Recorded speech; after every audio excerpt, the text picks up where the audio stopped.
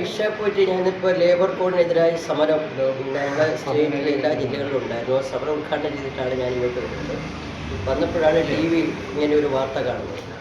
ഐഷ പോറ്റിക്ക് പാർട്ടിയിൽ നിന്ന് വിട്ടുപോകാനുള്ള ഒരു രാഷ്ട്രീയ സാഹചര്യവും കൊല്ലത്തെ പാർട്ടിയിൽ ഉണ്ടായിരുന്നു.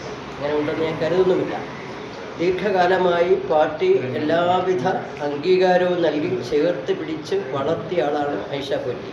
ജില്ലാ panchayat president, 3 term MLA, party ജില്ലാ കമ്മിറ്റി അംഗം, മഹിളാ അസോസിയേഷൻ്റെ എക്സിക്യൂട്ടീവ്, ഇങ്ങനെ തുടങ്ങി സംഘടനാ തലത്തിലും ബഹുജന സംഘടനാ തലത്തിലും പാർട്ടി തലത്തിലും ജനാധിപത്യ വേദികളിലും അർഹതപ്പെട്ടതിനപ്പുറമുള്ള സ്ഥാനമാനങ്ങൾ നൽകിയതാണ് കൊല്ലത്തെ പാർട്ടിയും സംസ്ഥാനത്തെ പാർട്ടിയും ഐഷ പോറ്റിക്ക്.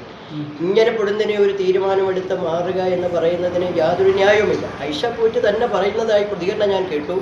ഞാൻ ഇങ്ങനെ മാറുമ്പോൾ സഖാക്കൾ വർഗവഞ്ചന കാട്ടിയെന്ന് പറയുമായിരിക്കും. അപ്പോൾ ഐഷ പോറ്റി തന്നെ പ്രതീക്ഷിക്കുന്നുണ്ട് വർഗവഞ്ചനയാണ് കാട്ടിയതെന്ന്, അങ്ങനെ പറയുമായിരിക്കും.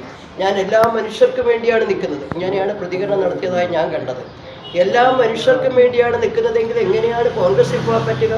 കോൺഗ്രസ് ഏത് മനുഷ്യരുടെ പ്രശ്നമാണ് ന്യായമായ പ്രശ്നത്തിന് ഒപ്പം നിൽക്കുന്നത്, ജനങ്ങളോടൊപ്പം നിൽക്കുന്നത്?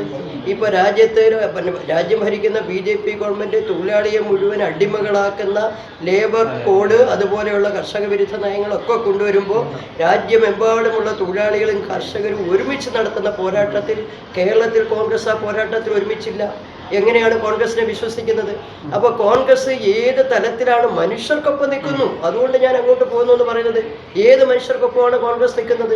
തീർച്ചയായും ഐഷ പോറ്റി എനിക്ക് ഒരു സ്ഥാനമാനവും വേണ്ടെന്ന് ഇടയ്ക്ക് പറയുന്നത് കേട്ട് തൊട്ട് താഴെ എഴുതി കാണിക്കുന്നു കൊട്ടാരക്കര മത്സരിക്കും.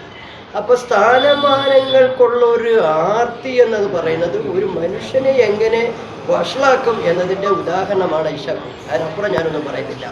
ഐഷ പോറ്റിയെക്കുറിച്ച് എനിക്ക് വേറൊന്നും പറയാൻ ഞാനിപ്പോൾ ഉദ്ദേശിക്കുന്നില്ല. വളരെ സൗഹൃദം പുലർത്തിയിരുന്നതാണ് ഞങ്ങളെല്ലാമായിട്ട്. ഇത്തരം ഒരു ഐഷ പോറ്റിയുടെ ഭാഷയിൽ പറഞ്ഞാൽ വർഗവഞ്ചന എന്ന് ഐഷ പോറ്റി തന്നെ പറയുന്നുണ്ട്. ആ ഭാഷയിൽ ഐഷ പോറ്റി ഉപയോഗിച്ച ഭാഷ വാസ്തവത്തിൽ ഐഷ പോറ്റി ചെയ്തിരിക്കുന്നു എന്നതാണ് എൻ്റെ അർത്ഥം. തീർച്ചയായും രാജ്യത്തെ ജനങ്ങൾ, തൊഴിലാളികൾ, കൃഷിക്കാർ ഇന്ന് നേരിടുന്ന പ്രശ്നങ്ങളുടെ പോരാട്ടങ്ങൾ രാജ്യത്തെ മുഴുവൻ ജനങ്ങളെ ഒരുമിപ്പിക്കാനാണ് CPIM-ഉം മറ്റ് വർഗപ്രസ്ഥാനങ്ങൾ പ്രവർത്തിക്കുന്നത്. രാജ്യത്തെ ഏക ബദലാണ് ഈ കേരളത്തിലെ ഇടതുപക്ഷ മുന്നണി. ആ ബദലിനെതിരെ നിൽക്കുന്ന ഏതൊരു നീക്കവും തൊഴിലാളികളോട്, കൃഷിക്കാരോടും നാടിനോടുമുള്ള വഞ്ചനയാണ് എന്ന കാര്യത്തിൽ ഒരു സംശയമില്ല. പക്ഷേ അതിനെ നേരിടാൻ തക്ക കരുത്ത് ഈ ജില്ലയിലെ പ്രസ്ഥാനത്തിനുണ്ട്, ഈ ജില്ലയിലെ വർഗപ്രസ്ഥാനത്തിനുണ്ട്. ഞങ്ങളത് നേരിടും. യാതൊരു തരത്തിലുള്ള മറ്റ് പ്രതിഷേധങ്ങളോ അതിൻ്റെ ഒന്നും ആവശ്യമില്ല. ഞങ്ങൾക്ക് വളരെ സംയമനത്തോടു കൂടി ഈ രാജ്യത്തെ തൊഴിലാളികളെ സംരക്ഷിക്കാൻ, കൃഷിക്കാരെ സംരക്ഷിക്കാൻ, നാടിലെ ജനങ്ങളുടെ പോരാട്ടത്തിൽ മുഴുവൻ ആളുകളെ അണിനിരത്താനുള്ള എല്ലാ കരുത്തും ശക്തിയും ഈ ജില്ലയിലെ പാർട്ടിക്കുണ്ട്. ഞങ്ങളത് നേരിടും. ഏറ്റവും പുതിയ വാർത്തകളും വിശേഷങ്ങളും വിരൽ തുമ്പിലറിയാൻ Zee മലയാളം ന്യൂസ് എല്ലാ ഡിജിറ്റൽ പ്ലാറ്റ്ഫോമുകളിലും ലഭ്യം.